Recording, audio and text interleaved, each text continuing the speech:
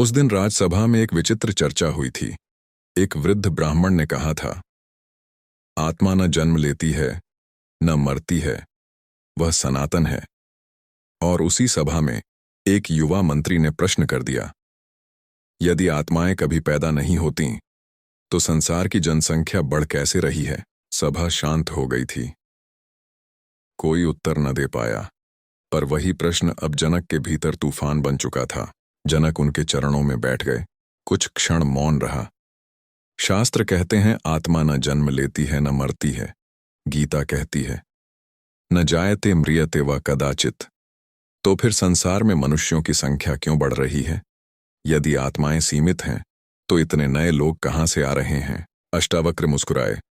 जनक, तुमने आज शरीरों को आत्मा समझ लिया है। यही भ्रम संसार का मूल है। जनक चौंके। क्या शरीर और आत्मा अलग हैं?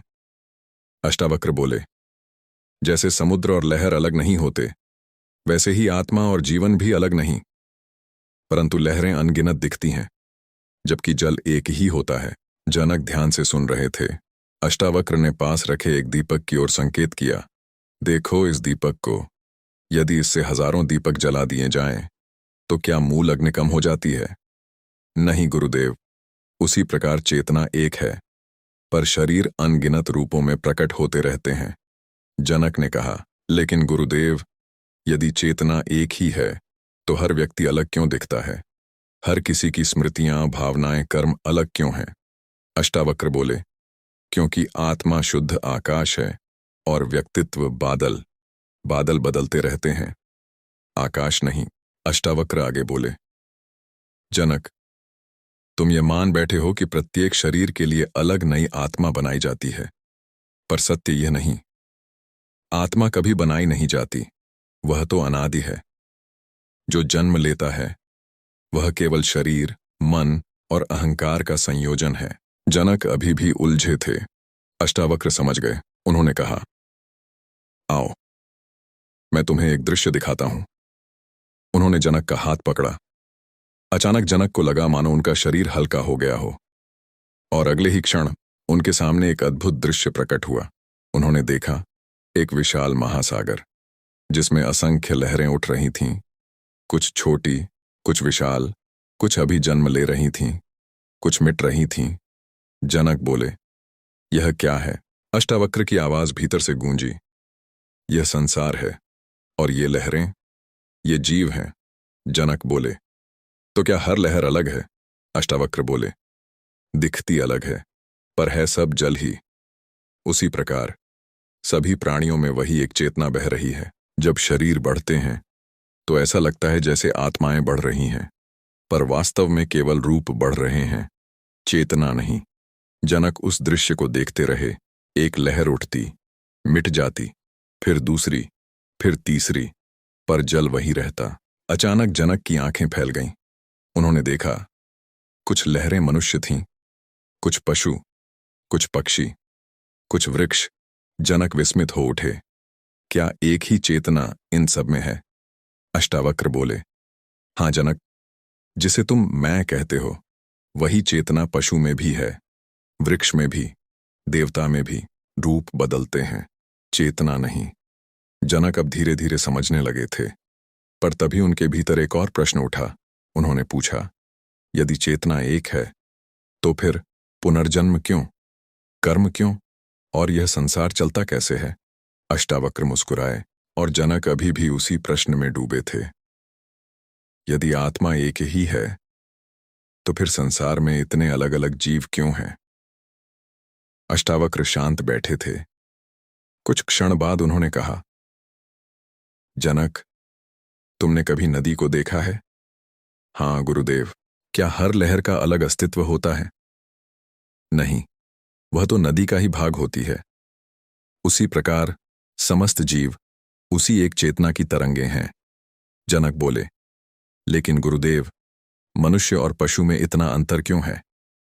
अष्टावक्र मुस्कुराए, अंतर आत्मा में नहीं, अंतर केवल चेतना की अभिव्यक्ति में है। जनक समझ नहीं पाए। अष्टावक्र ने पास खड़े एक छोटे पौधे की ओर संकेत किया।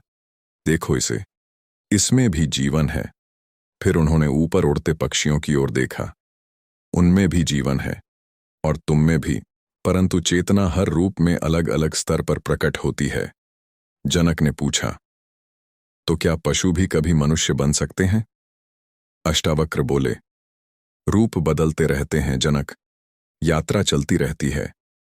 जिस प्रकार एक बालक धीरे धीरे युवा बनता है, उसी प्रकार चेतना भी अनेक अनुभवों से गुजरती है, कभी वृक्ष, कभी पशु, कभी मनुष्य। जनक की आंखों में आश्चर्य भर गया। तो क्या संसार की बढ़ती जनसंख्या का कारण यही है? अष्टावक्र बोले, आंशिक रूप से। मनुष्य केवल मनुष्यों से नहीं आते, असंख्य योनियों से चेतना मनुष्य रूप में प्रकट होती रहती है। जनक मौन हो गए। अष्टावक्र आगे बोले, तुम केवल मनुष्य जन्मों को गिनते हो, पर सृष्टि केवल मनुष्यों से नहीं बनी। असंख्य जीव प्रतिक्षण जन्म ले रहे हैं और प्रतिक्षण विलीन हो रहे हैं। कहीं पशु संख्या घटती है, कहीं मनुष्य बढ़ते हैं, कहीं सूक्ष्म लोकों से चेतना नए अनुभवों के लिए आती है। जनक ने पूछा, सूक्ष्म लोक? अष्टावक्र ने आंखें बंद कर लीं। अचानक जनक के सामने फिर वही अद्भुत दृश्य प्रकट हुआ। उन्होंने देखा, असंख्य प्रकाश बिंदु आकाश में तैर रहे थे। कुछ पृथ्वी पर उतर रहे थे, कुछ ऊपर उठ रहे थे, कुछ पशुओं के शरीरों में प्रवेश कर रहे थे, कुछ मनुष्यों में। जनक विस्मित रह गए। ये क्या है? अष्टावक्र की आवाज गूंजी, ये जीव चेतनाएं हैं, जो कर्म और संस्कारों के अनुसार विभिन्न रूप धारण करती हैं। आत्मा स्वयं कहीं जाती नहीं, पर मन, संस्कार और कर्म यात्रा करते हैं। जनक अब ध्यानपूर्वक देख रहे थे। उन्होंने देखा, एक हिंसक पशु मृत्यु के बाद एक भयभीत मनुष्य के रूप में जन्म ले रहा है। एक शांत गाय की चेतना एक करुणामय स्त्री के रूप में, एक लोभी मनुष्य किसी निम्न योनि में। जनक कांप उठे। क्या यह सब कर्मों के कारण होता है? हाँ जनक, जिस दिशा में मन और संस्कार विकसित होते हैं, चेतना उसी प्रकार के अनुभवों की ओर आकर्षित होती है। यही पुनर्जन्म का चक्र है। जनक ने पूछा, लेकिन गुरुदेव, यदि आत्मा शुद्ध है तो कर्म किस पर लगते हैं? अष्टावक्र बोले, आत्मा पर नहीं, मन पर। जैसे दर्पण पर धूल जमती है, वैसे ही चेतना पर नहीं, मन पर संस्कार जमा होते हैं, और वही संस्कार अगले अनुभवों को जन्म देते हैं।